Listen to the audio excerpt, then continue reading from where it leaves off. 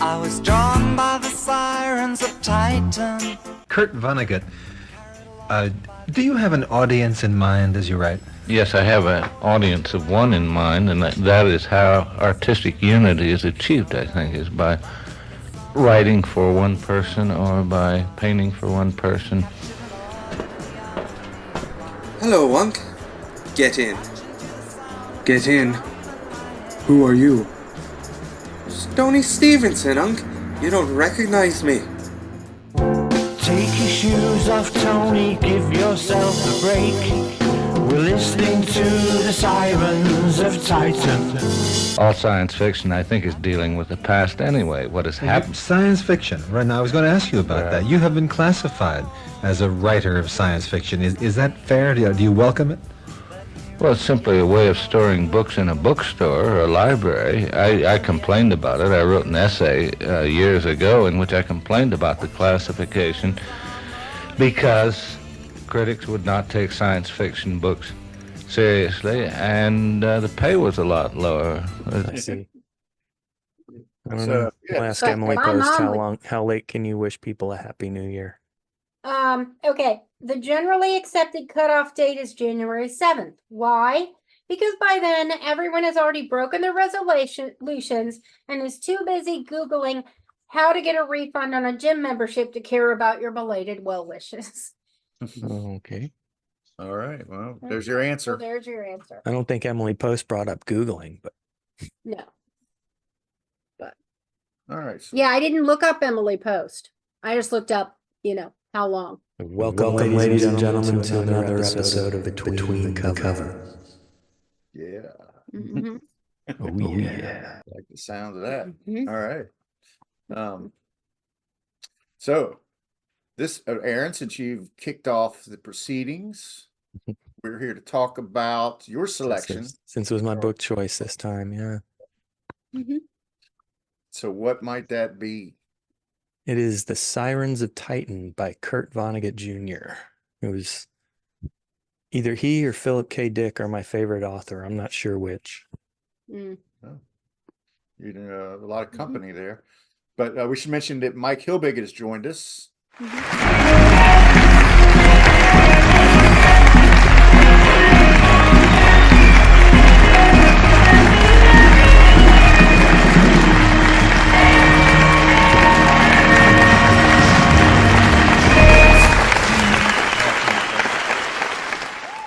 Hey, Mike.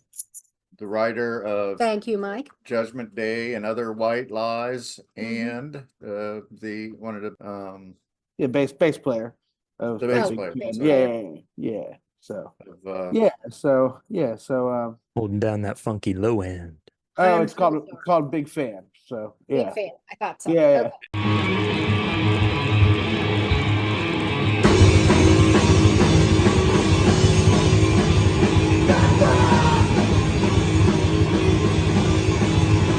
They are big I didn't fans wanna of Big say. Fan. I'm just I like, could only remember I'm- the name of Big Fan.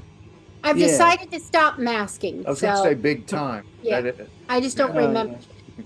Oh no, you're fine. Yeah. So yeah, It's, it's called Big Fan. Give me a little dopamine, Big and I fan in probably Houston. would have known. Yeah, we're pretty local band. We're all in. Well, our drummer's in his 50s, and me and the guitar player both in our 40s. So we just looking to play local shows and have a good time and write some good music. Now, do you get paid, or do you just play for fun? We've gotten paid, but I mean, it's not. It's not a lot of money. You're not worried about Not quit your day think- job. Work paid. for beer? Yeah, I think the most we made on one gig was like $100 or something like that. So it's better than nothing. But yeah, it's beer money for the gig. Most of the time. Beats a sharp stick in the eye, as they say. No, but we've heard several tracks. It's really, it's really good. It's like Yeah. post-punk, alternate. Just really good rock and roll. I think you don't want to pigeonhole anybody. Yeah, we joke around. We say that we're next wave or nostalgia core, so we have kind of an early '90s sound, and that kind of goes along with a lot of it.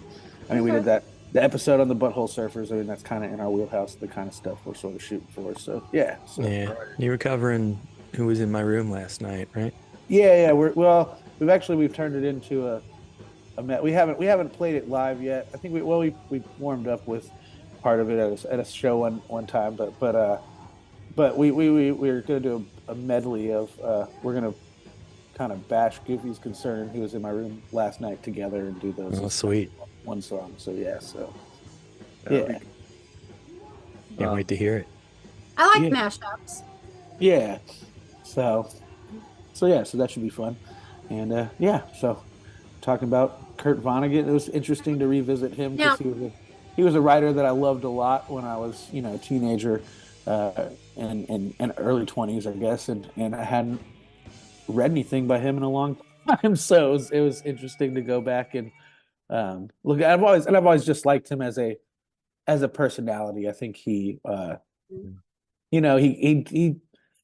said a lot about, sort of creation and encouraged people to make art and to think, and he just seemed like a pretty genuinely, there's a lot of artists where you like their work, but the person themselves is kind of a jerk or something like that. And Kurt Vonnegut seemed to be a pretty, I don't know him personally, so I never, there might be some skeletons there that I don't know about, but just from his public face and the way he sort of gave interviews and talked to people and gave speeches and everything I've heard, from stories of people interacting with him, that he seemed like a pretty genuine guy, that he wasn't making this great art and secretly a shithead behind closed doors. So yeah, we kind of represented. no more ideals. of a shithead than he represented himself to be.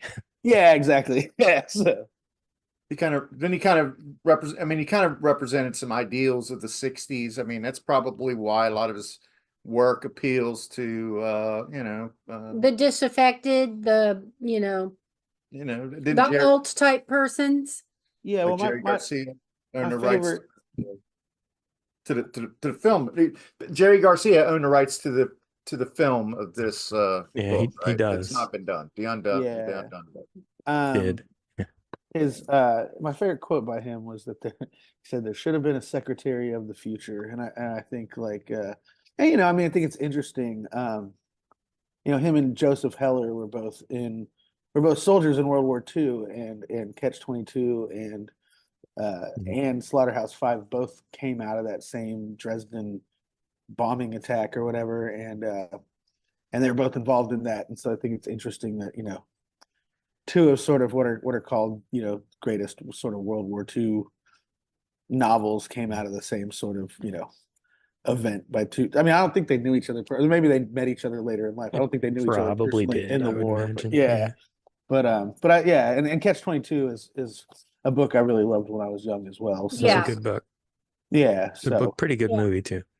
And I was not aware that Sirens of Titan also has I love Slaughterhouse-5. I've never read the Sirens of Titan. I didn't realize the Tri-Malfadorians were gonna go back up, so that was cool. Yeah, this is actually prior to Slaughterhouse-5. This was his second novel. Yeah. But yeah, that's like Frank Zappa, he's got a lot of that conceptual continuity going through his work. With a lot of writers Tralfamadorians, and Kazak appears more than once, and the name Rumford appears more than once in his works. Yeah, there's William. Now, is Rumford with different people or the same guy, just from a different context? Different people. Okay. Sometimes it's implied that they're maybe related, sometimes not.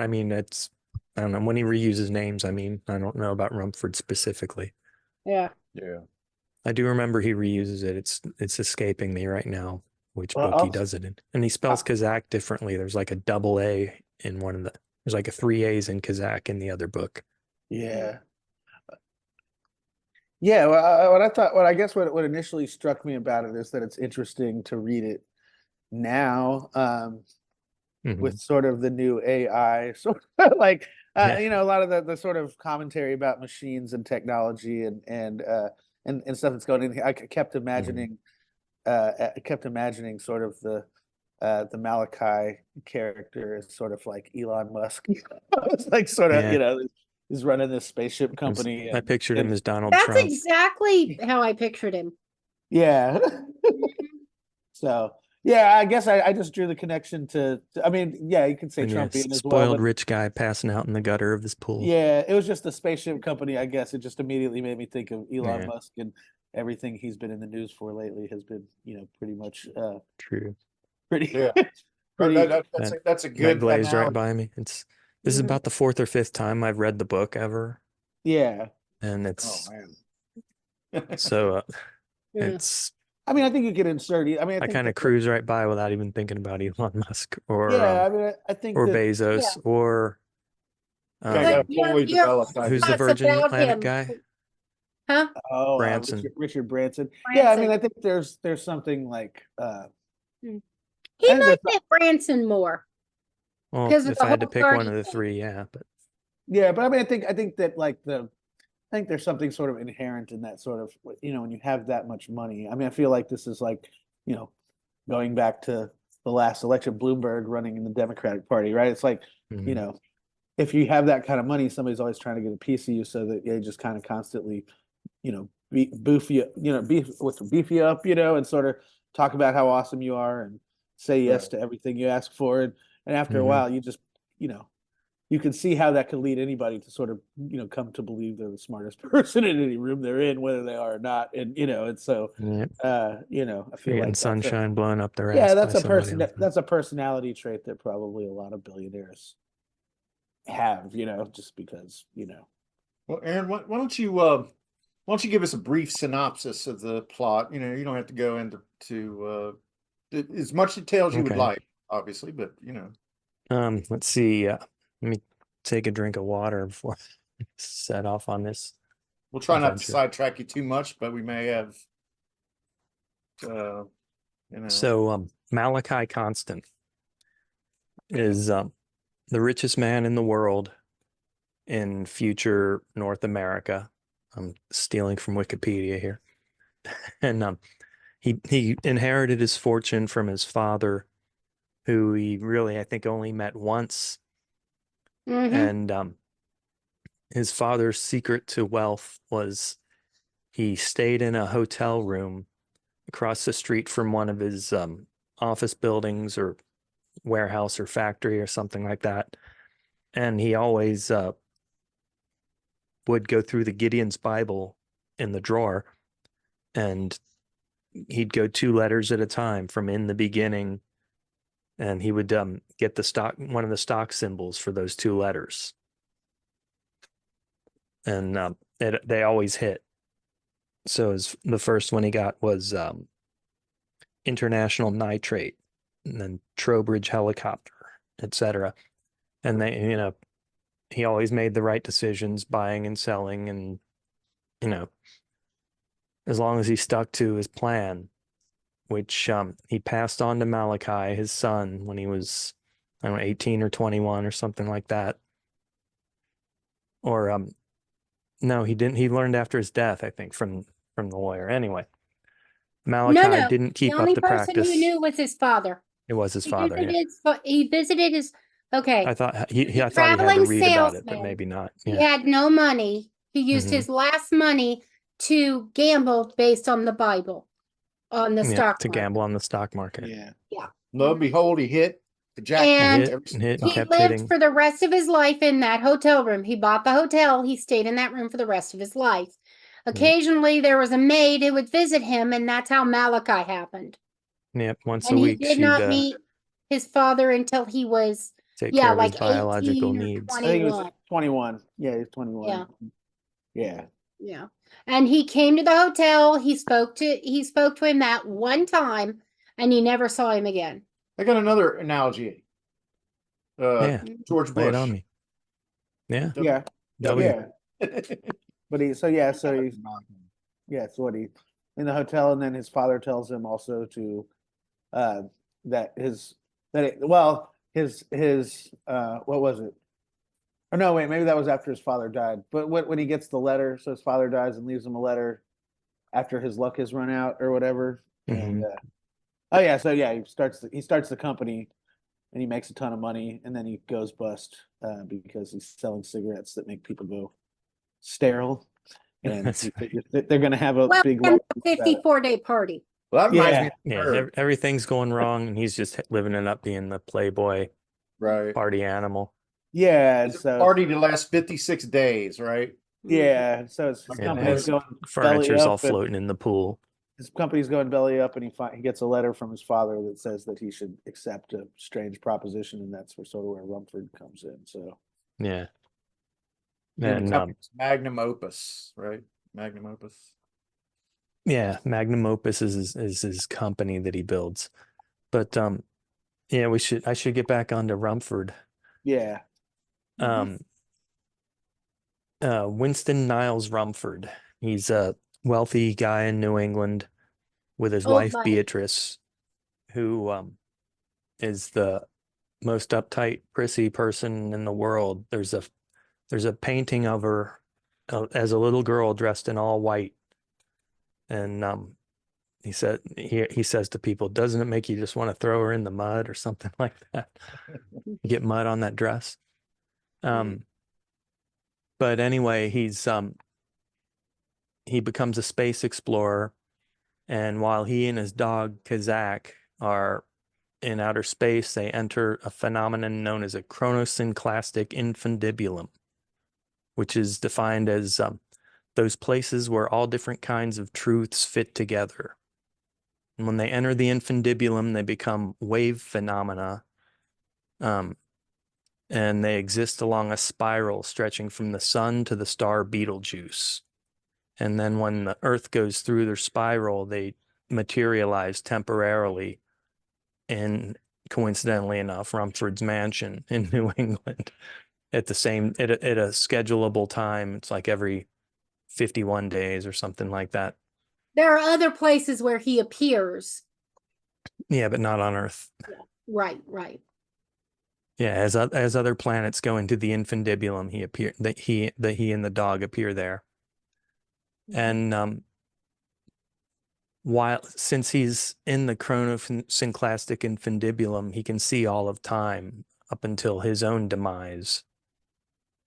So he's kind of tortures people and pulls strings throughout this book. Not kind of. Completely. Yeah. Completely. He's a complete ass. He is a complete ass. There really are no redeeming features to him. He even turns on his robot friend at the end. What's his name? Salo? yeah. Sailor.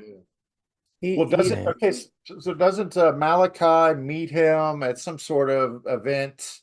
And Well, Malachi's essentially- invited to Rumford's estate yeah. for his materialization, and Gotcha. nobody except his wife has ever seen him materialize. Mhm. She's horrified by it, wants nothing to do with it, makes herself scarce when he appears. People line up outside and crowd around trying to get a glimpse of him and the dog, but nobody ever does.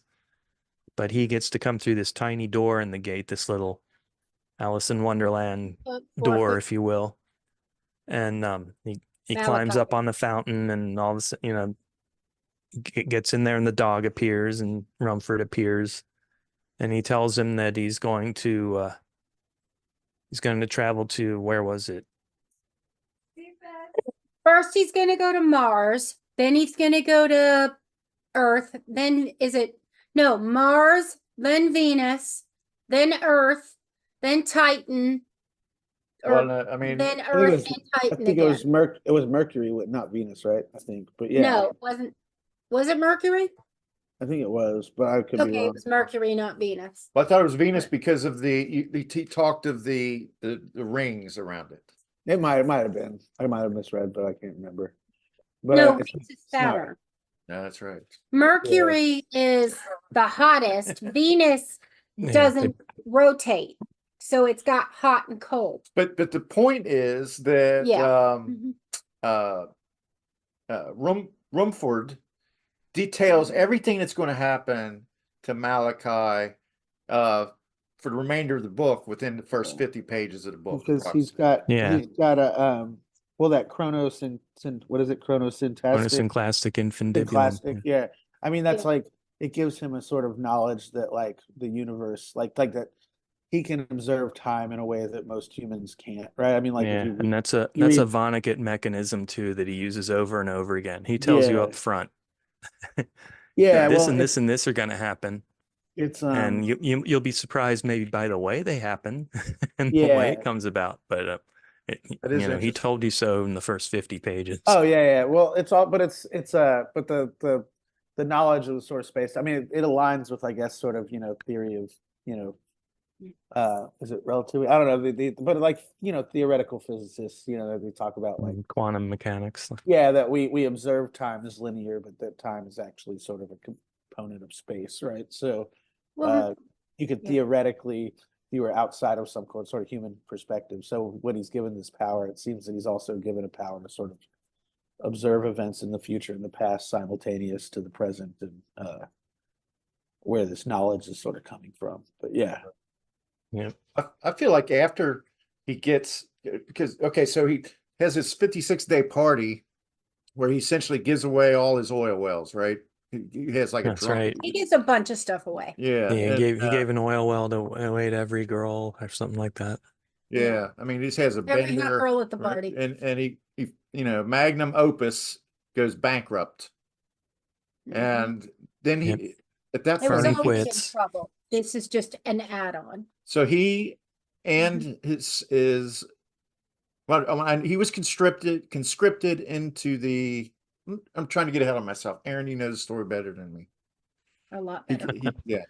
he goes to Mars, right? Yeah. Rumford talks him into going to Mars. Yeah. Yeah, Rumford- Rumford Well, talks. tricks him into going to Mars. Right. Yeah, he tells them It there's these tricks him into sirens. agreeing to go. Yeah, that's the title of the book, The Sirens of Titans. It gives them this picture of these beautiful women on the face of Mars, these three women.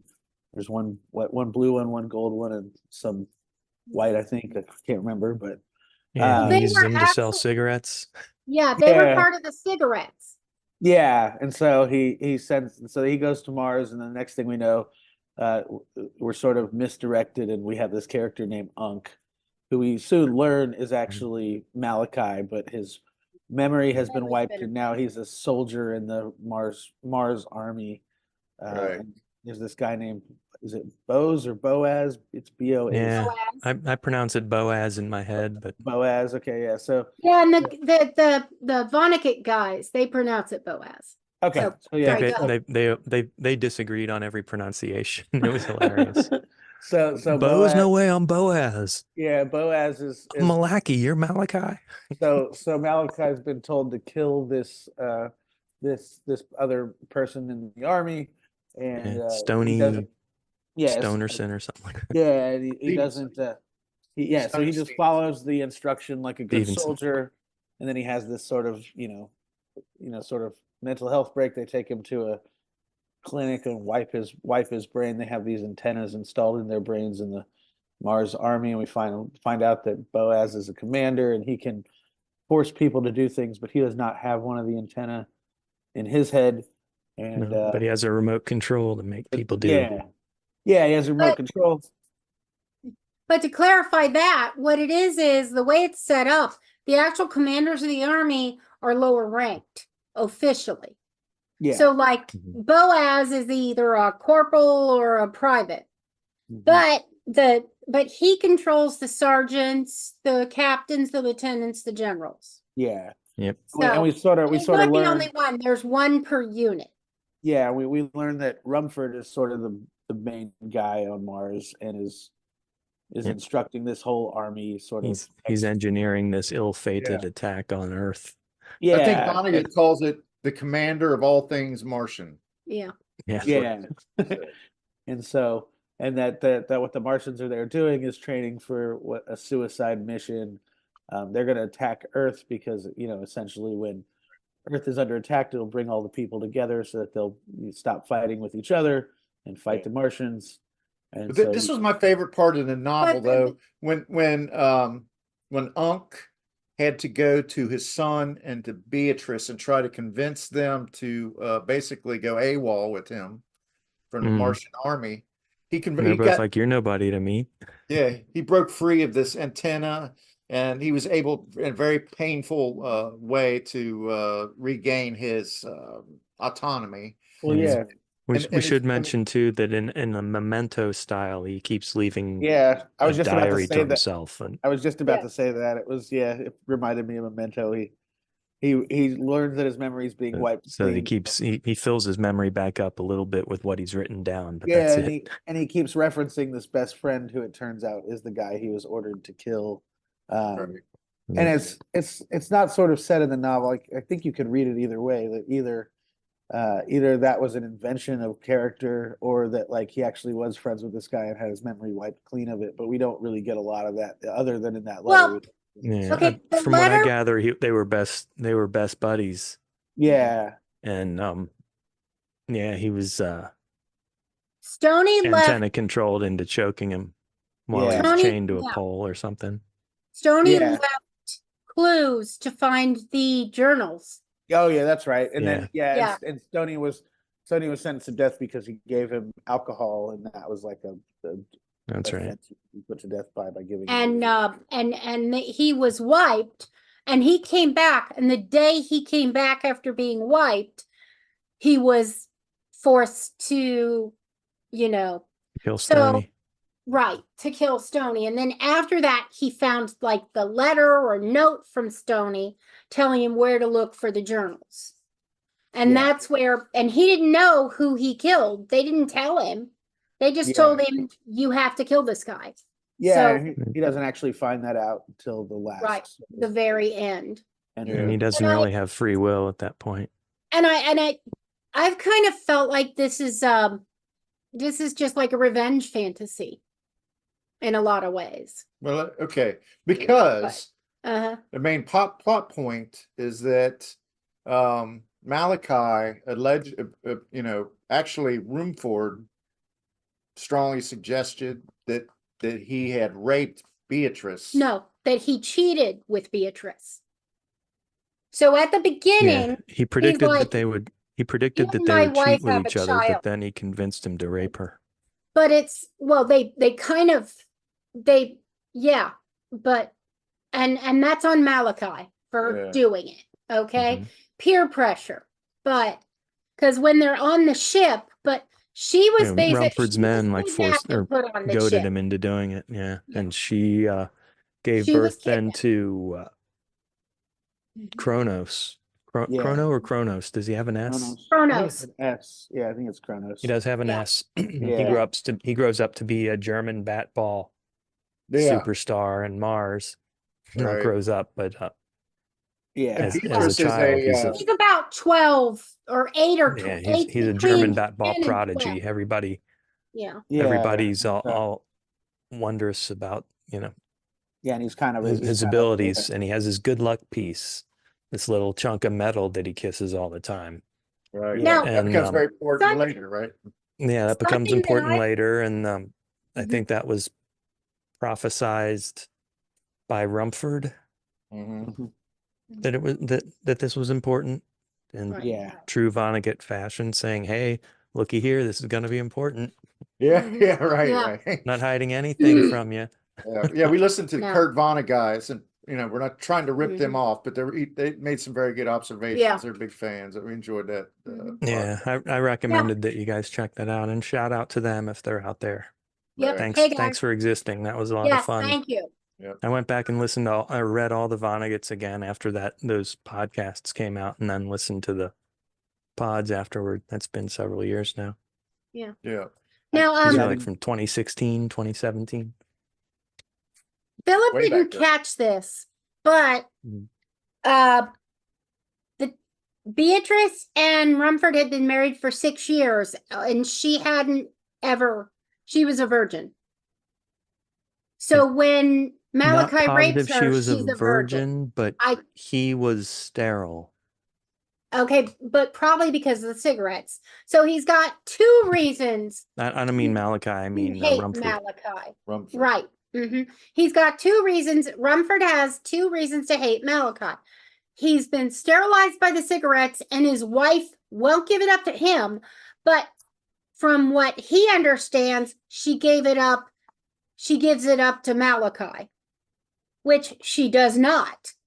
He No. sets up the rape. Right. Yep. So the whole revenge fantasy is like this big cyclic thing, Yeah. you know?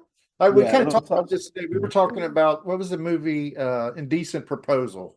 Mm-hmm. That it's Yeah. not Let's talk exactly the same, but it had the same kind of It's tension. also interesting because Rumford is. It's one of those things, right? He says he can. It says he can see the future and he knows what's going to happen, but then he also, because he's Can't change wealthy it. and because he's wealthy and he's been granted this ability, he's actually like manifesting all the stuff that he says is going to happen. So he's like making sure it's going to happen and orchestrating everything Yeah, behind he's the the puppet scenes. master. So he's Right. he's not like a seer in the same way that somebody like, you know, I mean, not that Nostradamus necessarily was, but like that somebody Yeah, like it was Nostradamus purported to is be. considered to be. Yeah, he's not like seeing events in the future and having no impact on them. He's seeing events and then like, you know, imagining them and then bringing them into being, you know, so he's got agency in that, or, you know, He's well, at manifesting. least it seems that he does until the very end of the novel. So we can get there when we get there. Yep. So Right. yeah, We'll get there. yeah, I like that. Okay, so one more point I want to make about Mars, because they're about to leave Mars, right? I like the whole thing about the goofballs and the oxygen. You had and the fact that Beatrice was an educator and she taught this Schliemann breathing technique that allowed you to, you know, exist in the Martian atmosphere. You ingest these goofballs and it feeds your brain Yeah, oxygen. you don't need to breathe anymore when you it gives it to you when through you're on your lower goofballs. intestine instead of your lungs. Right. I thought that was an interesting detail. That gives color to the story and everything, because you know, you got to suspend disbelief for a lot of what you're reading anyway. But in the back of your mind, you're thinking, well, how the hell are they breathing in the Martian atmosphere? If that's possible, then why don't, you know? Yeah. Anyway, Because they're on and I like goofballs. the name goofballs too. Yeah, I just like saying goofballs. Yeah. Yeah. So he leaves the Martian army, and then, you know, Rumford sets off his plan to attack Earth, and most of the Martian army, with the exception of, you know, a few hundred people, dies in this attack on Earth. But Rumford has it worked out so that Beatrice and Kronos arrive on a separate ship with just women and children, and that Malachi or Unk, right? Unk and Boaz go to. This is when they go to Mercury instead of Earth. They're the only ship that goes to a different place, and they hang out on Mercury for 12 years, while Beatrice and Kronos get sort of peacefully let off the ship and allowed to establish a sort of life on. No, they end up. Trapped on. Oh yeah, that's right. They end up trapped with the what's it? A native tribe in South the America. Gumbo tribe. Yeah, and they become trained by the tribe. That's right. I forgot. Well, initially they're tortured. Yeah, and until they join the tribe. Yeah, and so they're captured by the tribe or whatever, and on what planet are they at? Mercury at this point? No, they're on Earth. Yeah, I mean, with them. I mean, Boaz and I think it's Mercury. And the only other thing on Mercury are these creatures called harmoniums. Who they only say two things. It's greetings and something else, but I can't remember. They feed on sound vibrations. Yeah. And they love them so much that they'll absorb so much sound vibration that it kills them if you let them. So yeah. And Boaz really likes these harmoniums, and Unk does not, and so they sort of have a falling out.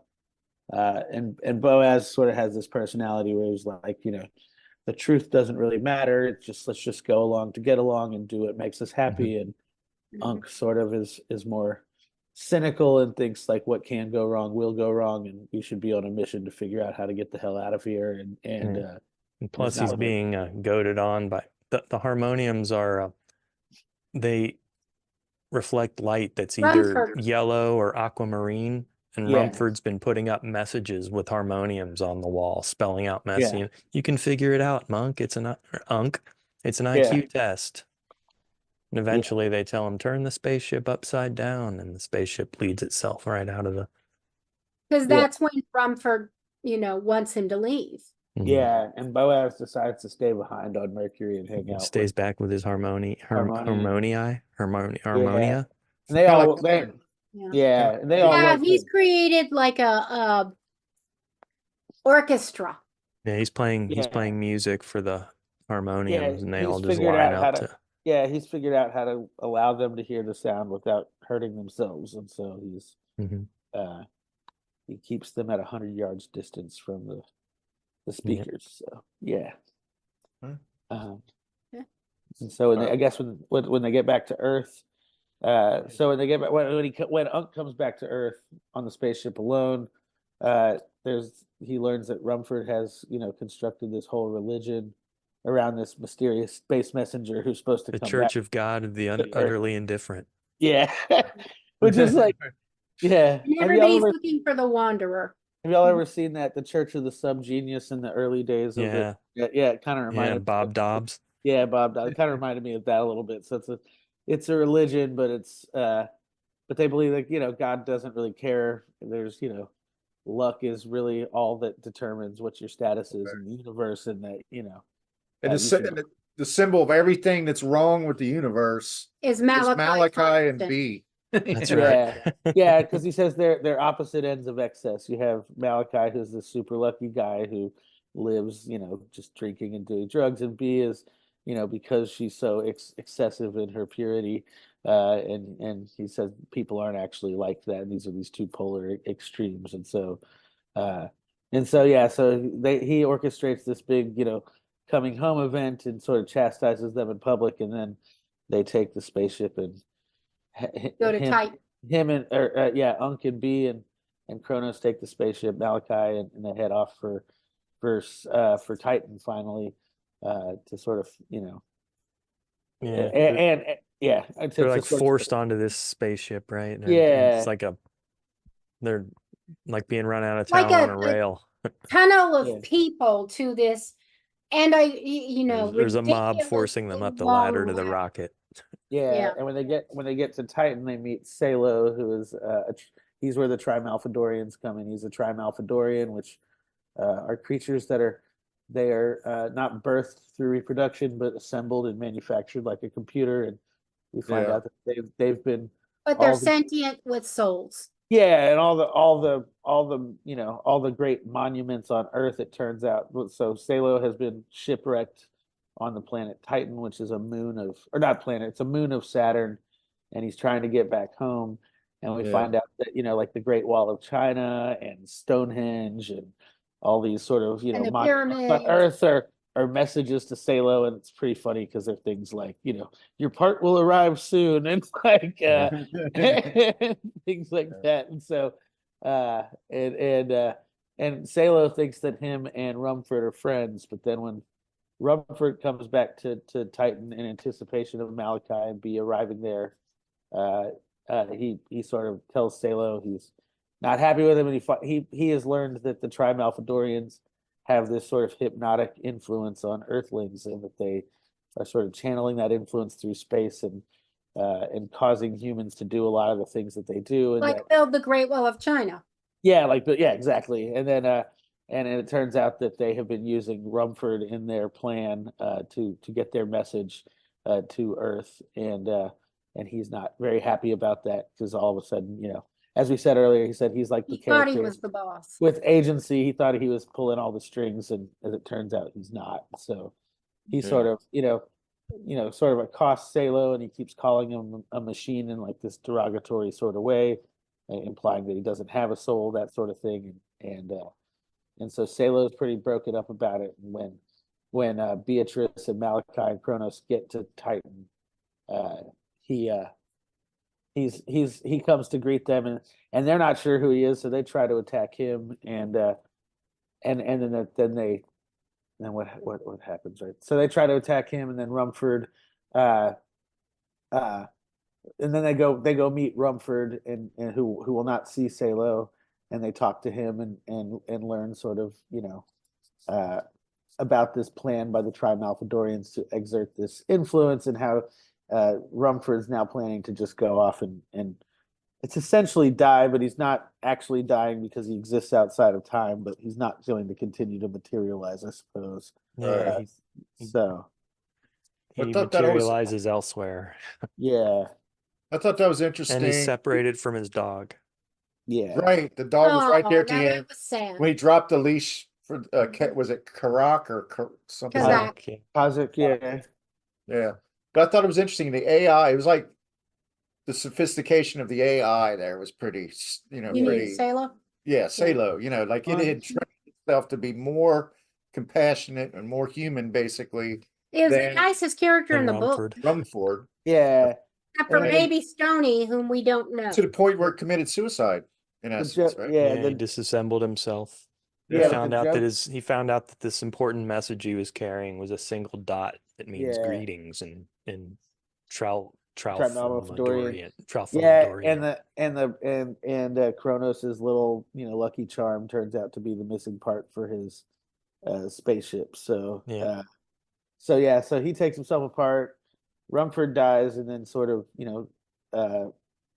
Malachi and B and Kronos are all stranded on Titan together, and Kronos decides to go live among this pack of, what were they? I forget what they were called, but they're like some kind of They were birds. something bluebirds, yeah. bluebird species. Titanian Yeah, bluebirds, I and think. once a year he comes home for his mother's birthday and acts like a human again, and then sort of insults her and takes off, and she's really sort of aggrieved by this. So every time that happens, she calls Malachi over to comfort her and make her feel better. And turns out that they do He cleans her eventually, cave then for her. yeah, they do eventually fall in love. But Malachi claims it's only the last year of their lives and she lived to be 74, I think. So the last chapter of the novel covers Yeah, the epilogue. 50 years or so in about 5 pages. But Well, so, yeah, it's just wrapping That's up. also typical Vonnegut. Once the part gets delivered, The the rest of Yeah, it's once the part gets gravy. delivered, Salo Mhm. puts Malachi back in the saucer and takes him down to Earth and drops him in Indianapolis at a bus stop, and hypnotizes him, controlling him again to have happy thoughts, and leaves him to freeze to death on a bus stop bench. Right. Vonnegut's from Indianapolis, right? His fantasy was that he met his best friend and he was going to paradise. Yeah, he's meeting Stony to meet B as well. So, Stevenson. Is it? Okay. I mean, there's a lot there. Yeah. I mean, it's There's a short a lot there on such a short book, right? Yeah, it's like you're Yeah. all over the different dimensions, different times. But I was struck by it. To me, it kind of came down to a human story, though. Like I alluded to this the movie Indecent Proposal. It wasn't the same story or anything, but I felt like the dynamic was kind of the same, and that it wasn't as elemental as just the Manipulator relationship between a man and a woman or whatever, but it's more of a power struggle, and it's more of a commentary on social issues of the time and the perception of the wealthy actually kind of running everything. Well, what you've got is two basically rich guys. Yeah. Okay. One of whom who after they meet fritters away his fortune.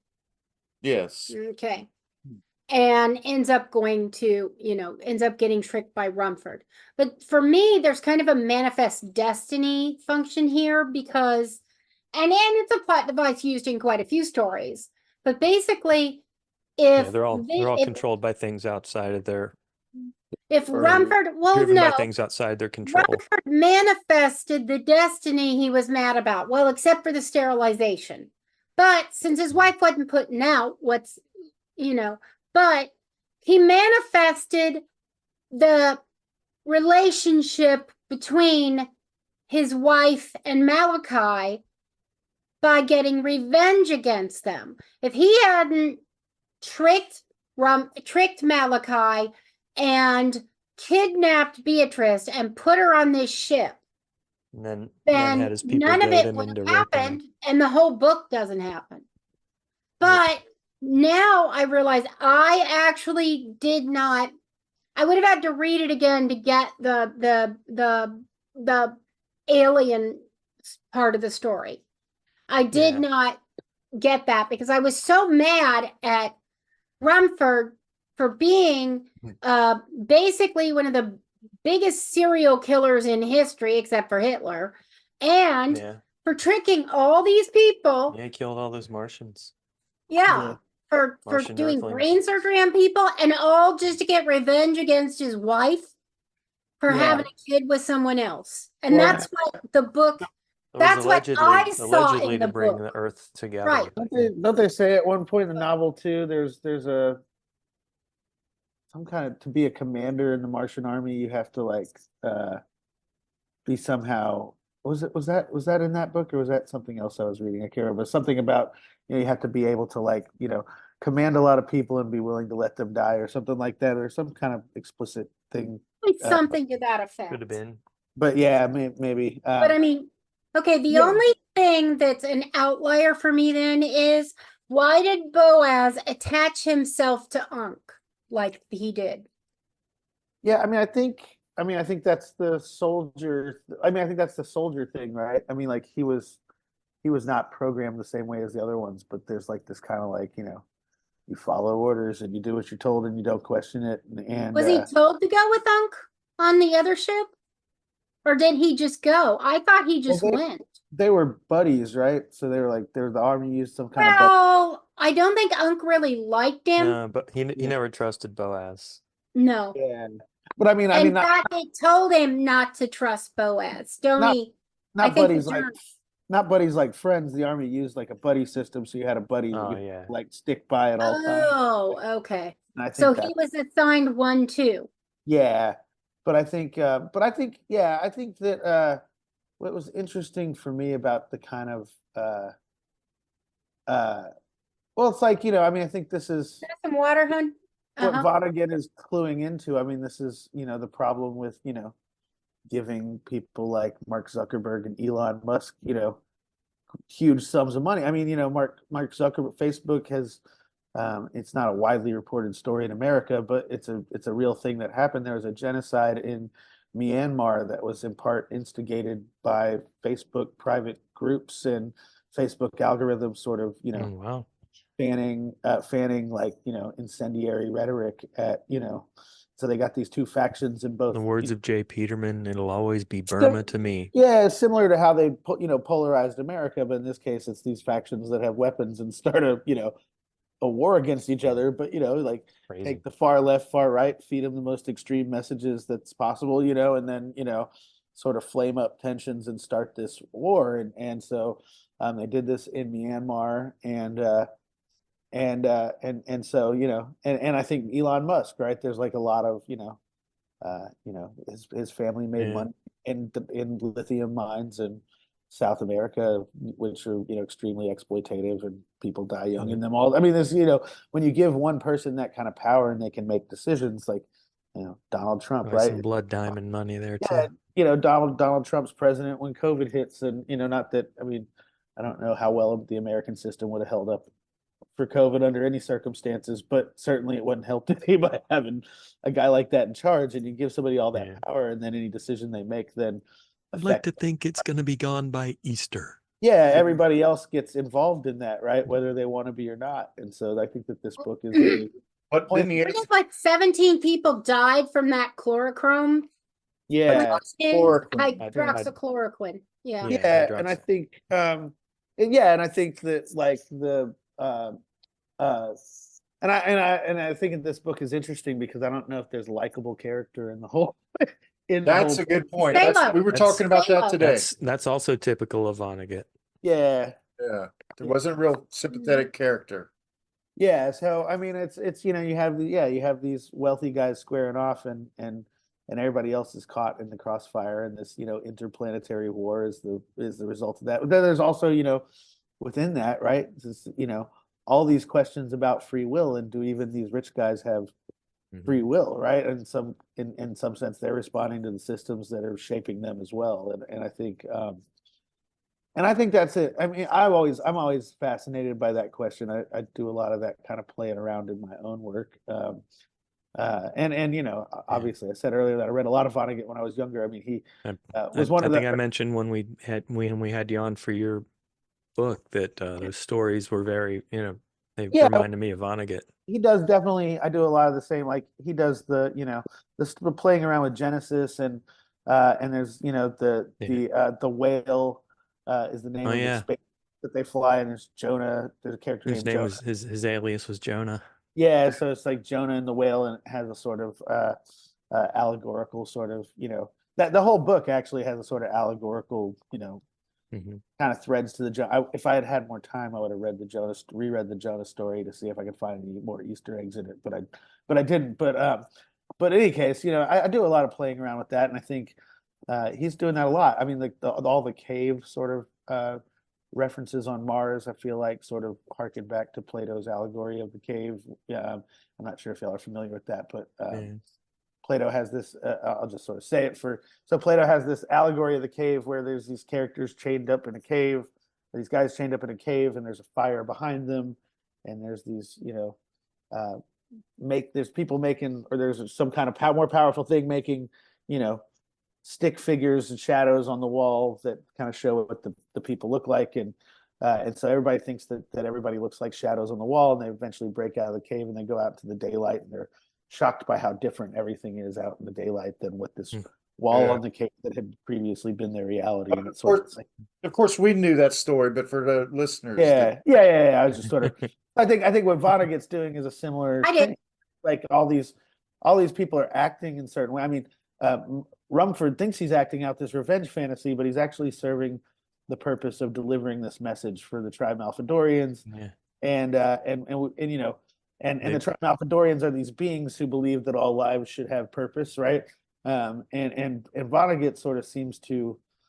They manipulated human history so that humans would evolve and create a civilization that would create the replacement part for Salo's flying saucer. Yeah, and at one point in the book, and I think this is really sort of the mission statement of the book, or if I can find anything like the authorial intent in the book, is this section where he's detailing, who the Tri-Malfadorians are and how they came to believe in this purpose, and then as things evolved, they realized that they could invent machines to fulfill those purposes, and then eventually the machines fulfill those purposes perfectly, and then the people don't have any purpose in their lives, and they decide to start fighting each other.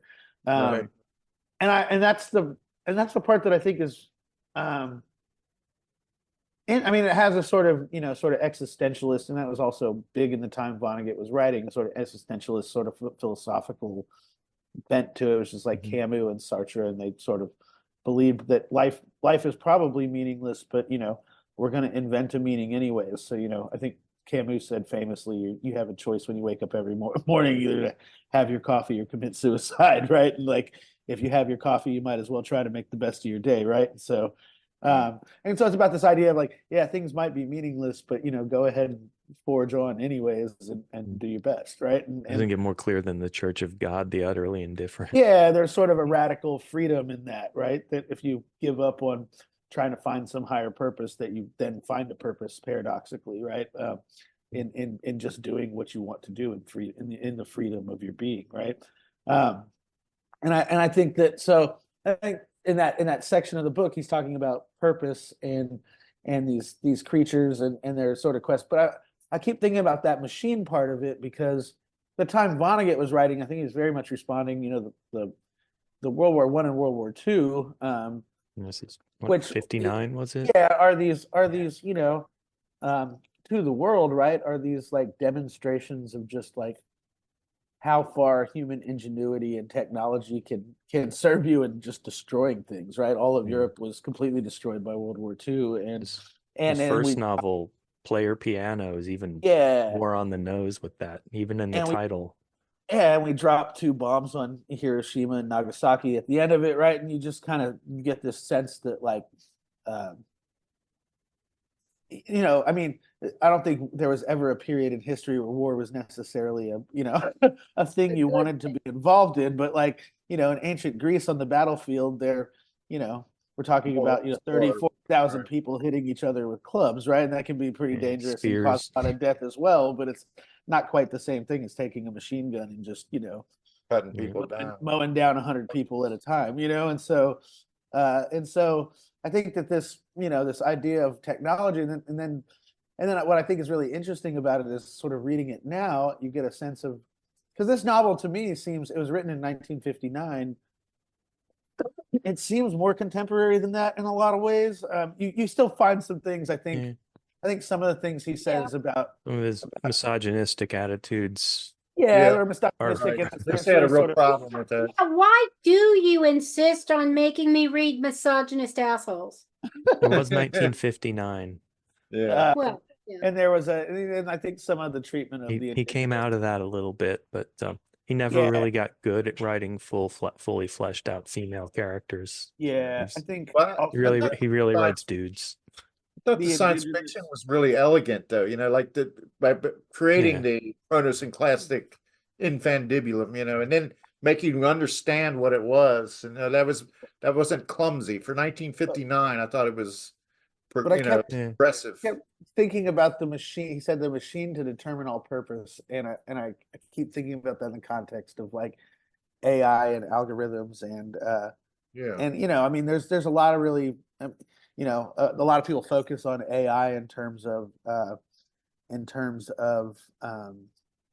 lot of people talk about AI in terms of like it's plagiarizing artists and writers, and that is use that's being fought against in that, but they're also using AI in the military, and so like one of the big things that's driving this Israel-Palestine conflict is Israel is using an algorithm called the gospel actually to generate targets for what they think are terrorists, right?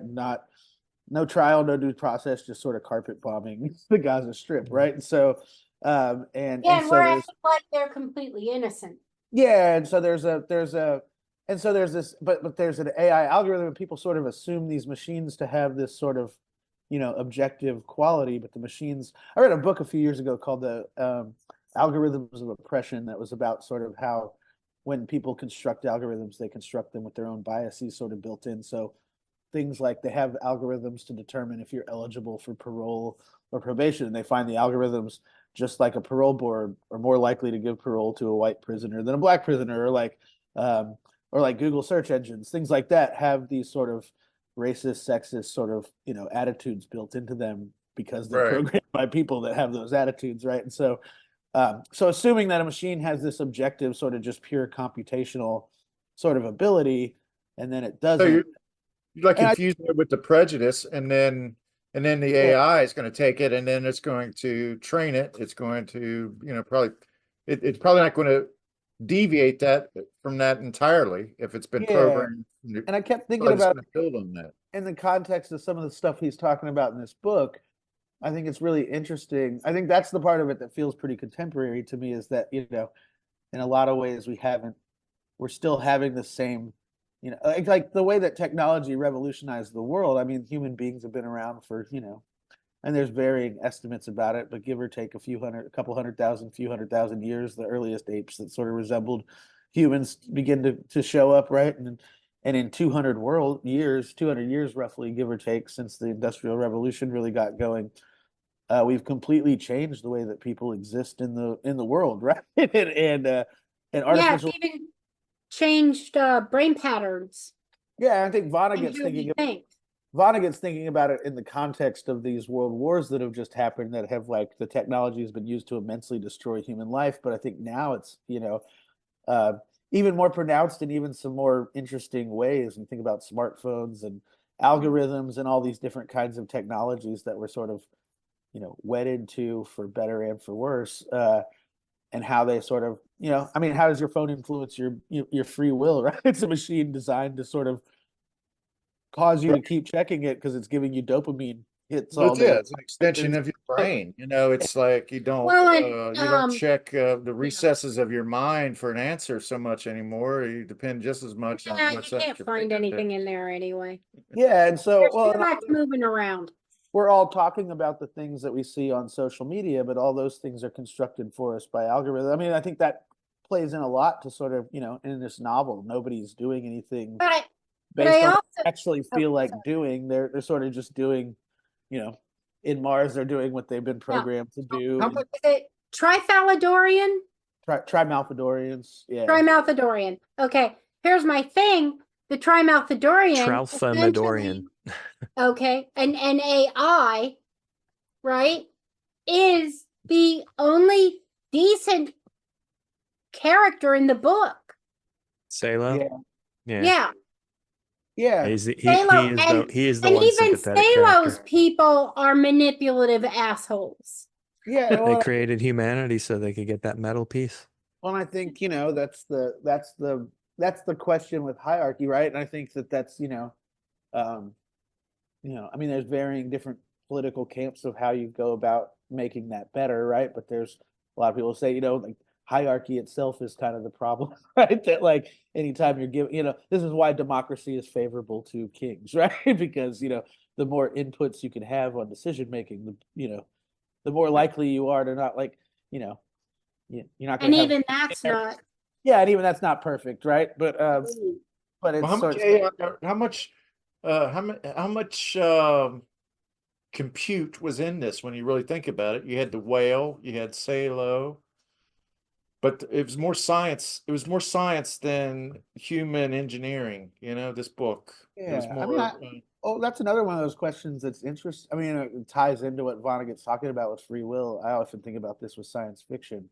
A lot of times we'll go back and read old science fiction, and then we'll see that they predicted forms of technology that we have in the world now, right? And then say, wow, that guy was really ahead of his time, right? But there's also, tech developers reading those science fictions and like getting really into inventing shit and going like, I want something like it that's in that book that I read when I was a kid that I really liked, and so Okay. art imitating life question, like what I've got a Got perfect Elon Musk example again of that. creating the Neuralink. Of life imitating art, because the Navy had those one helmets for under the ocean, and it was straight ahead, okay? And in the abyss, they wanted you to be able to see the people's faces, to really recognize the actor or the character. So what they did was they created these helmets that were like glass on at least 3 sides. The Navy saw that and said, oh yeah, I want that. And they did it. So now the SEALs have helmets so that they can actually see, as opposed to just forward. Well, how many things that were introduced on Star Trek, that are things now that have been, well, that shown in up a sense, tricorders and they're communicators. Okay, the phaser is a laser. Right. Okay, kind of obvious there. But but their communication device where they would flip them up, that's a cell phone. And then the tricorder is I don't know. What's the correlation to a tricorder, do you guys think? Because the tricorder is a thing where they scan you. Yeah, I don't think we have anything that just scans your whole body like that and tells exactly what's wrong. But we kind of have itty bitty. That'd be a question for Dr. Yeah, itty bitty portable CAT scan. CT scan, really.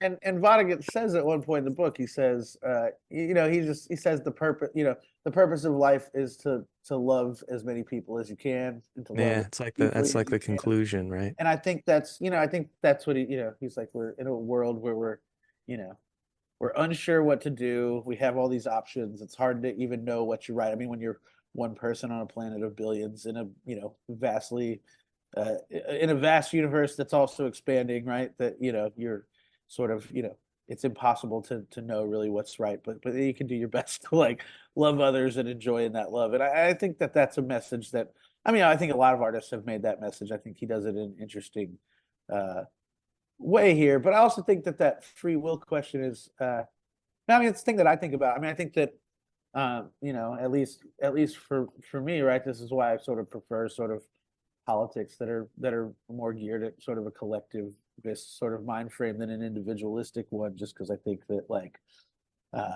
is this a banned book? I mean, I want have more agency. They have more agency as groups than they do as individuals, right? And I think what I often think about free will arguments, my dad had glioblastoma. He died of brain cancer about 3 years ago. Oh. Yeah, but he's like, you watch when somebody's brain cells get shifted around, that they start acting weird, and he did weird stuff. Like he would go to the bathroom and he would dry his hands and then wash them and then use the bathroom. He'd do it in the wrong order, and he would realize he was doing it in the wrong order, but he couldn't force himself to, fix it. do it in the Couldn't right fix it. order, and you think about that in the context of free will. Like, I mean, the Salo, the Trim Alphadorian, right? He's constructed, but he has a soul, right? I mean, like, human beings are, we come through biological reproduction, but we are in many ways a biological machine, right? And if all the parts are not working in unison or in harmony with each other, then things start going wrong, right? We don't really have, we have some control over what we choose to pay attention to, what we think about at certain times. We don't always have control over that, right? But in certain times we can exercise intention over our actions, but a lot of times we're just walking around reacting to what's going on in the world, and then then there's all sorts of things that are happening that we have absolutely, like COVID, we had no control over, and then all of a sudden we're forced into our homes, many of us against our will for a couple of years or whatever, and so I'm kind of grateful, actually. yeah. Say it, but I get to work from home still. Yeah, And there maybe were go back. good changes that came out of that too. But I mean, it's just the idea that we don't have as much power as we tend to think. I mean, it's certainly not in the Christian. I mean, he calls out sort of the Christian sort of ideology here. I when mean, he talks- so he's got a rabid like fan base. Like we went and saw Lewis Black. Lewis Yeah. Black is on the board of directors of the Kurt Vonnegut Museum in Chicago. In Chicago or Indianapolis? Probably in Chicago. Indianapolis. Chicago. He said, it was Chicago. Yeah, he Okay. said, Oh. but Okay. but and Because I thought it was. Yeah. taught in Lee Slaughterhouse 5 was in my school, and we talked about Jerry Garcia purchasing the movie rights to this book at one point. Is it a banned book? Not to my knowledge. No, but I mean it's definitely. I don't think it's as I don't think most Christian women are bothering to read it. So Well, I'll say it's not his most No, popular. no. I mean, he's probably known for Yeah. Slaughterhouse 5 and Breakfast Yeah, with Champions. is It, Slaughterhouse it 5 gained banned? it gained popularity after Slaughterhouse 5. Yeah.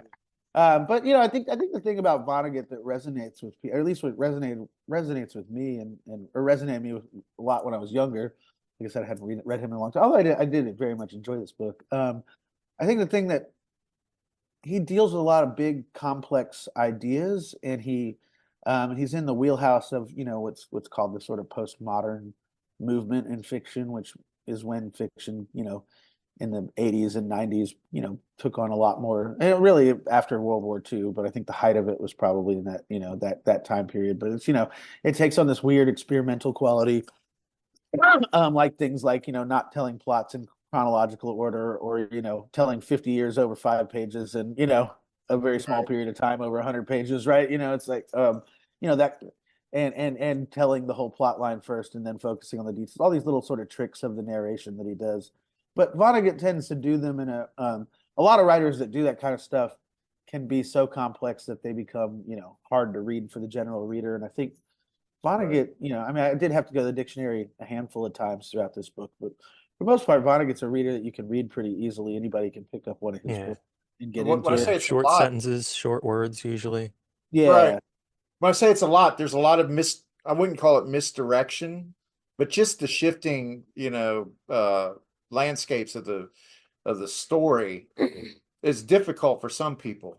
But I think that like you're talking about, the ease, the simplicity of the writing allows for, I think, a more human story to kind of surface, And I think a lot of a lot of things that are popular on Netflix nowadays really owe their lineage to Vonnegut writers like him. I mean, like a show like Stranger Talk about Things. The Wanderer, Westworld.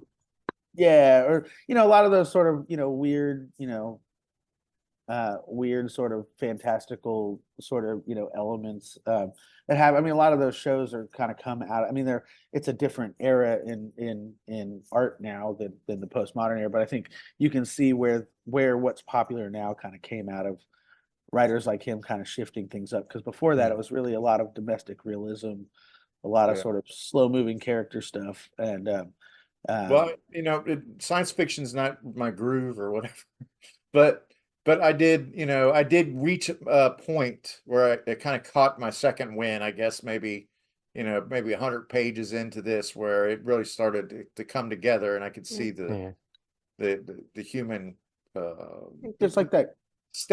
the statement of the novel. Obviously, the thesis. the idea of undeserved wealth and the assumptions and the abuse of power, the things that were very specific to people of the the era of the 60s, Vietnam, and early 70s, things that people were railing against. Those are things that Vonnegut seems to kind of stand for, to me. Yeah, I think he, he was, after his experiences in World War II, he was pretty fervently anti-war. I think that's probably a big influence on a lot of people that read him a lot in the 60s. And I think he, like I said earlier, he sort of delves into a lot of this existentialist sort of fly. I mean, I think that's it's hard to say. America is one of those places, right? We tend to have of the Western sort of nations, right? We're probably the least secularized. We still have a pretty large evangelical movement. But, I mean, like anywhere else, we've secularized a lot more than we were certainly at the founding of the country, right? And so, I think the 60s, a lot of that period, and existentialists were a big part of that process. I mean, that these guys that were sort of, admitted atheists and sort of didn't see any meaning in life, and talked about sort of absurdly creating your own destiny and that sort of thing. I think, that was big in the 60s. And I think that he sort of embodies both those sort of that countercultural trend and sort of like that sort of, I would call it kind of like an optimistic nihilism, right? Like sort of, if, it's not nihilism in the sense of like, fuck it all because there's no meaning. It's no, love each other because there's no meaning, and it's what better could you do? It makes people happy, right? And so, I think that that's sort of where he resonates with people, and I think a lot of the words he uses to describe the different types of people he invents and the different planets and all that, they tend to be fun. He's got a whimsy to his style that he's definitely got a sense of humor. There's definitely a sense of humor. No doubt. Yeah. I got some interesting little review reception things here to read. It says, artistically, though, player piano is apprentice work. Clunky, clumsy, overstuffed. Turn the page to the Sirens of Titan, 1959, however, and it's all there, all at once. Kurt Vonnegut has become Kurt Vonnegut. The spareness hits you first. The first page contains 14 paragraphs, none of them longer than 2 sentences, some of them as short as 5 words. It's like he's placing pieces on a game board. So and so and so. The story moves from one intensely spotlit moment to the next one idea to the next without delay or filter. The prose is equally efficient with a scalding syncopated wit. I told her that you and she were to be married on Mars. He shrugged. Not married exactly, he said, but bred by the Martians, like farm animals. Nice. And there's another one, Floyd C. Gale of Galaxy Science Fiction rated it 4.5 stars out of 5, stating that the plot is tangled, intricate, and tortuous, but the book, though exasperating, is a joy of inventiveness. And it was a finalist for the Hugo Award in 1960. Yeah. Okay. I think also, I think we should, science, I think as a genre is, it's hard to ever generalize in this way because there's obviously exceptions to the rule. But I think because science fiction is so often oriented in the future and often oriented in sort of a different future than the one we currently have, it tends to have a sort of left political bent to it. That doesn't always hold true because you have like a guy like Orson Scott Card who wrote Ender's Game, who's far right wing. But in general, like Philip K. Dick was a pretty big leftist. A lot of the big science fiction writers were left wing political thinkers, and I think that's You're talking about spy novels and stuff like that. That more right. Well, if you want to manifest the future, right, you have to think about what's a plausible way we might get there, right? Or if you want to manifest the future to warn people, if we keep going in this direction, I mean, and a certain amount of self-flogging. George Orwell, right? For women my age and younger, at least, I mean, Yeah. I have to say that the left you think of the left as less misogynistic, at least me. Yeah, Although my dad was very liberal and pro-woman. So, yeah, you and know. I think that's, I think that yeah, I think that both the misogyny and the sort of the way he deals with the sort of native people in this book is Yeah. that would probably not be A little done bit rude. nowadays, or it would not get published now, and those sections of the book would have to be rewritten. I mean, I've actually worked for a small press and read stories and often have to make comments about those elements in a story if the press is thinking about accepting it for publication, right? So, but yeah, but I mean, I think that I mean, the '60s. I mean, that's a big critique of the '60s in general for all the sort of anti-war and all that. That a lot of the rock bands, a lot of the artists of the '60s who were very anti-war, very Well, how old was he when he wrote this? Because We're also womanizing pigs. he's in yeah, his 60s, exactly. but Yeah. he's probably at the age of the parents of the '60s. He's probably He was, let's see. This was World written War in II vet. 59. My grandfather. Well, Vonnegut was born in 1922, so he'd have been 37. Yeah. So okay. yeah. 19. Okay, my uncle went to World War II. My uncle George. yeah. He was in World War II. My dad was in Korea. But George was like 19 at the end of the war. Well, if Yeah. Vonnegut was 37 when he wrote this book in '59, then he was closer to 50 in late '60s, or 40 something, 48. Yeah. Yeah, but Okay, what was he? Probably 20 when he was in Dresden getting bombed. Yeah. Probably. That was about the average age, 18 to 20. Yeah. Okay. I forgot to mention, and I meant to make you guys listen beforehand. Al Stewart, the guy that sings Time Passages and Ear of the Cat, has a song, The Sirens of Titan, or just Sirens of Titan. Heard it.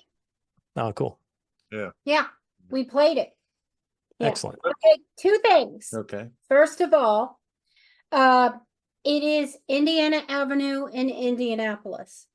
Okay. So Illinois, or Indianapolis. Okay. Indiana. So that's where the museum is. I don't know. He was talking from Chicago a lot, but I don't think those two things were together. He's probably one of Like, these say where wealthy the guys museum was. that We're talking about got Louis lucky Black. in life. He doesn't know where Talking he's about at. He's Louis flying Black. around Yeah, all over the place. exactly. Okay. Now, the second thing, the Kurt Vonnegut Museum and Library began participating in Banned Books Week in 2011 when Vonnegut's novel Slaughterhouse-Five and a book called 20 Boy Summer were banned from a rural Missouri school.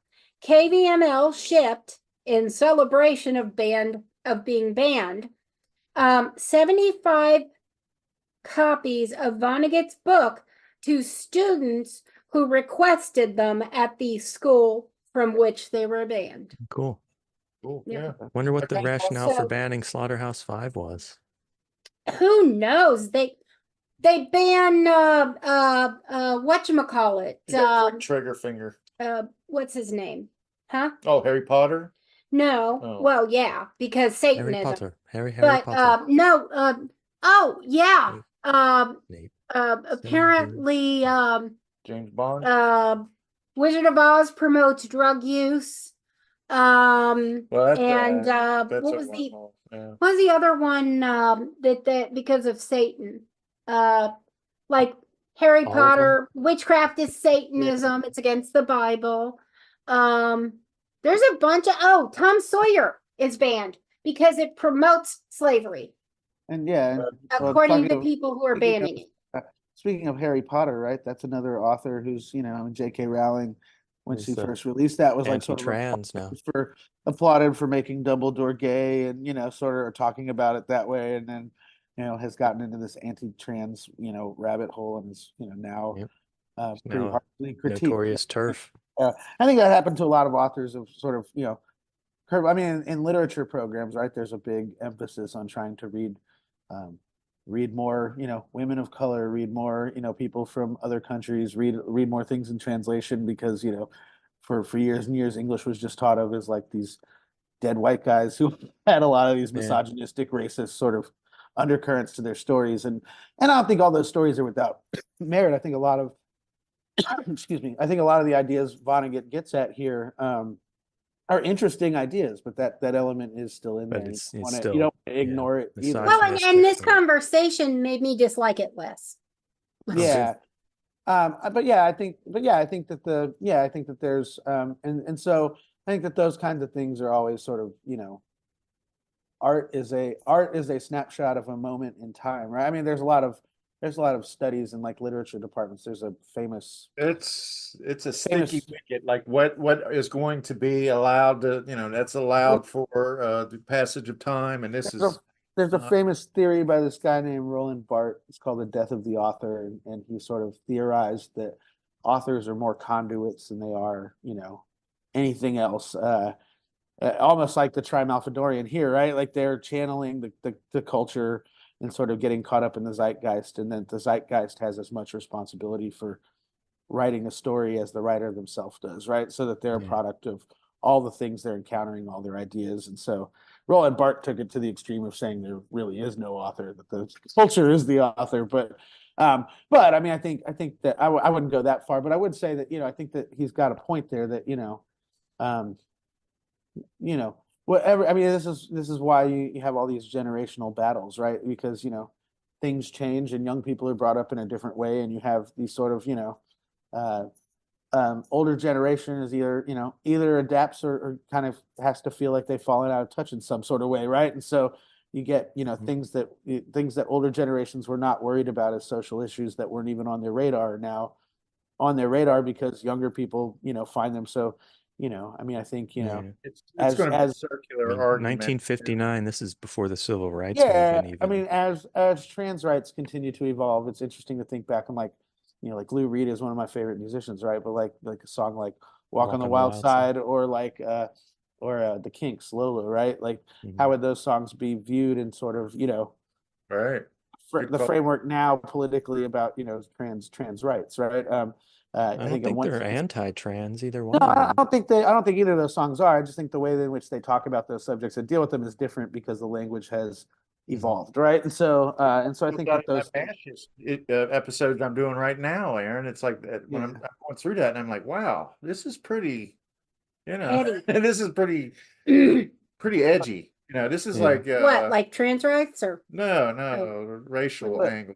Oh, That yeah, episode yeah. they were pretty, and then Well, yeah. you and I we were, and Lisa, we were kind of talking about it. I mean, there was one black character and then he's gone. Yeah. Yeah, but like if you were in a literature department reading Vonnegut, you would be reading it, especially in like a graduate level class, right? You'd be reading it alongside of like, Yeah. histories Yeah. of the time period it was written in and what whatever existentialist philosophies borrowed from, you might go back and read What brought him to He this made, idea? he made the black or man one the- of the only people that did have free will on Mars. Yeah. And I think that the biblical texts, right, that are in that book, I mean, I think, again, for better and for worse, I think there are definitely things in Christianity that are worth thinking about and keeping there. So there are also a lot of really patriarchal, really crappy things. Vonnegut was a big fan of the Sermon on the Mount. Yeah. He's an atheist, but he says he's all in on everything that's said in the Sermon on the Mount. Yeah. So I thought the Genesis part of this was really interesting, like the gambling on the stock market. That was Using hilarious. the letters of Genesis, I thought was an interesting. I liked that part of the book, but yeah, I mean, I think so. I think when you read Vonnegut, all that elements are in there, and then also like as he's saying, right, as he sort of seems to be pointing to this sort of undue influence that Christianity has on the culture and the ramifications of that.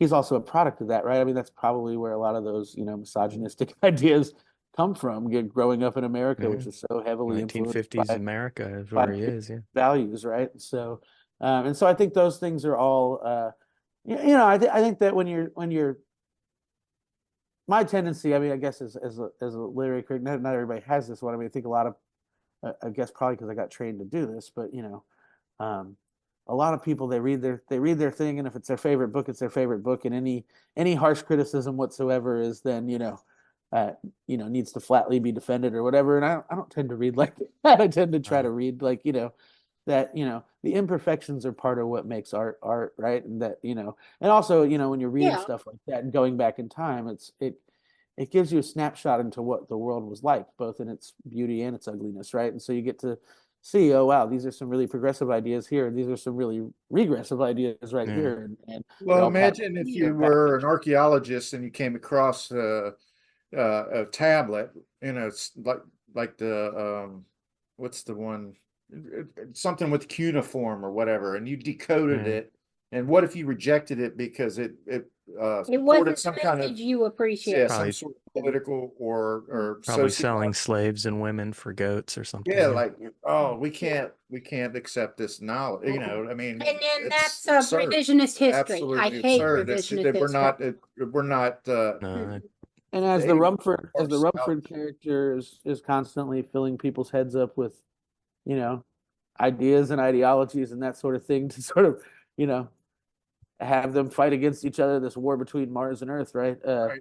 I think that's essentially what, why do all these things like racism and misogyny and such exist? It's because, there's always a few people at the top taking everything for themselves. And if people were to figure that out, they might, have some interest in aligning together to take those people out of power. But if you blame it on the refugee, or you blame it on the woman, or you blame it on, black person, you blame it on this person, right? You keep people fighting against each other. And migrant train.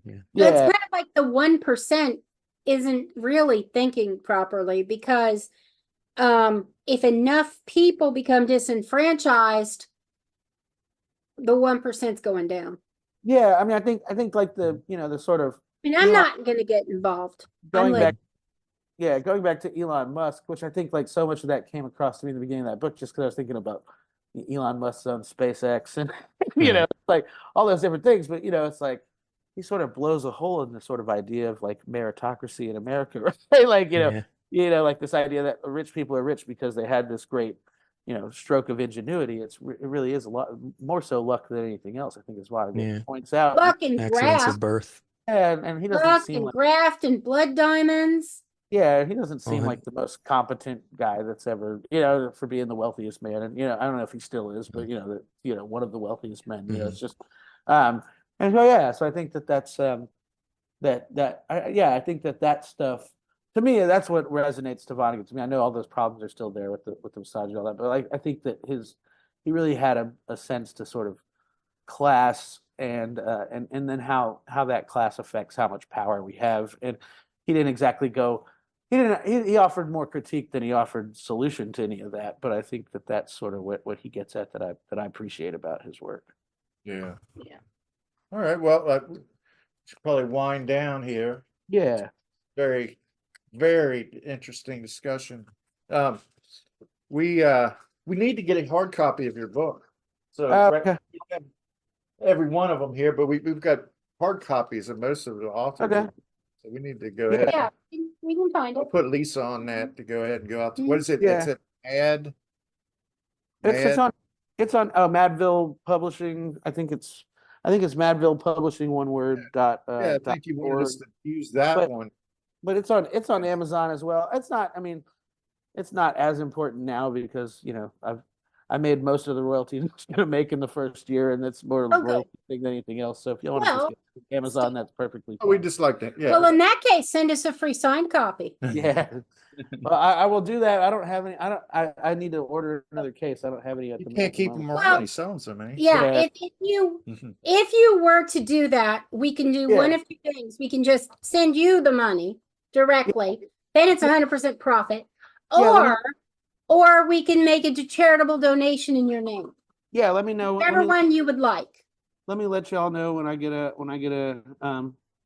new one. Because we do like to have signed copies from our authors. Yeah, for sure. I can do that for you. I didn't even think about that. I gave y'all a PDF originally. And then we'll just let us either include an invoice or just or the name of a charity.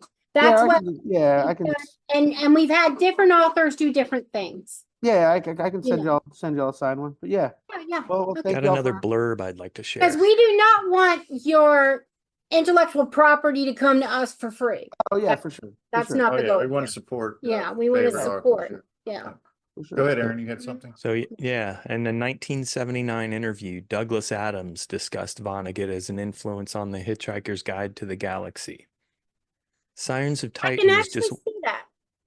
Sirens go of ahead. Titan is just one of those books. You read it through the first time and you think it's very loosely, casually written.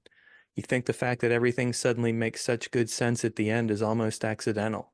And then you read it a few more times, simultaneously finding out more about writing yourself, and you realize what an absolute tour de force it was, making something as beautifully honed as that appear to making something as beautifully honed as that appear so casual. I just spit it out at the end, didn't I? Yeah. So I y'all, think you did fine. y'all do these. Is this book series one that y'all are sort of keeping up with now, or doing several book episodes, or? Yeah. We call wanna it pick the between next the one? covers. Okay. What we're trying to do, I did kind of lose hope because I was hoping for more interaction. Like, Yeah.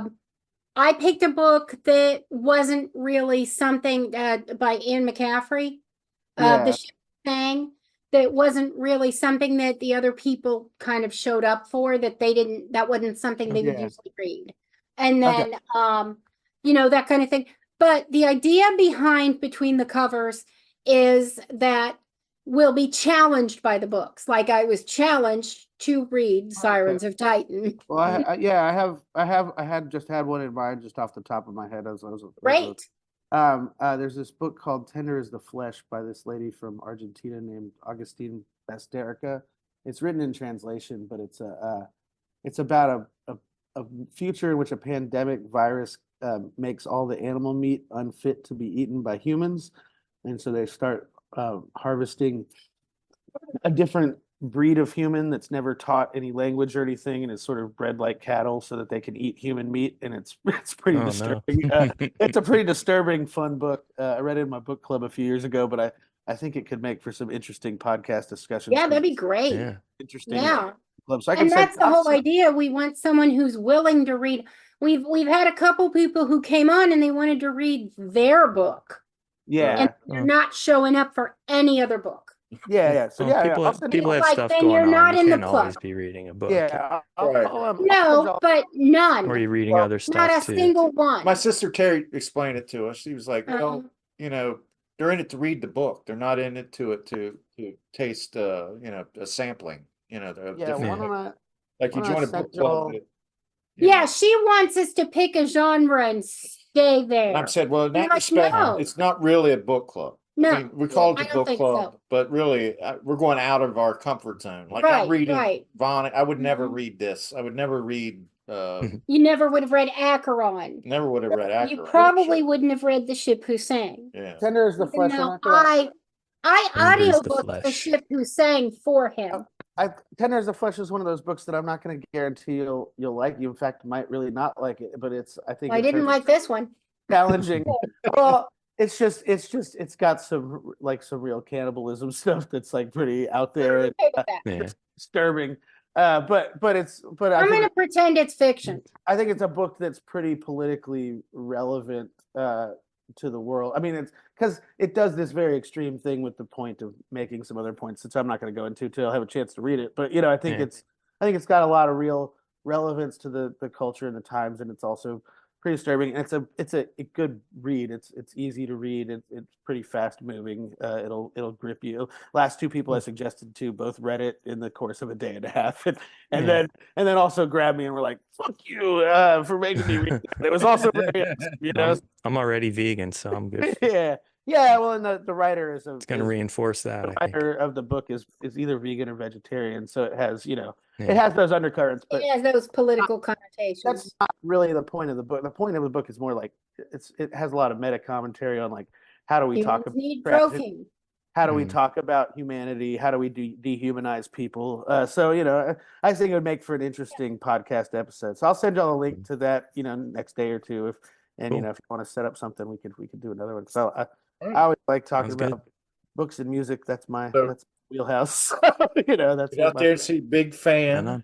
Yeah. And get Judgment Day and Other White Lies by Mike Hilbig. Yeah. And really enjoy having you on, Mike. So Yeah, it's good to see y'all again. And yeah, I'll talk to y'all soon. Good to see you. Cheers. Yeah, have a good See one. you guys too. Social. Twitter. Yeah, pod. Instagram. Yeah, pod. Facebook. Yeah, pod. Website. So let us know. Hit us back. Have a great week.